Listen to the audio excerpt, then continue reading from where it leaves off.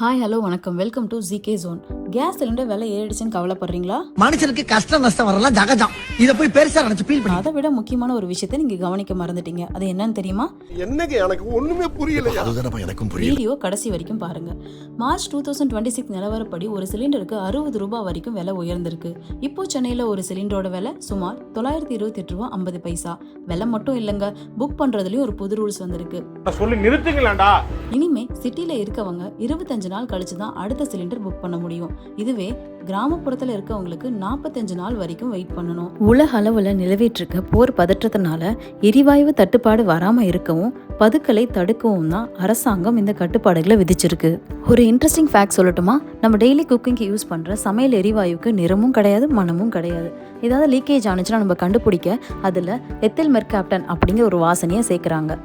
உங்கள் ஏரியாவில் சிலிண்டர் என்ன விலைன்னு கமெண்ட்டில் சொல்லுங்கள். இந்த மாதிரி இன்னும் நிறைய நியூஸ்க்கு ஜிகே ஜோனை சப்ஸ்கிரைப் பண்ணுங்கள்.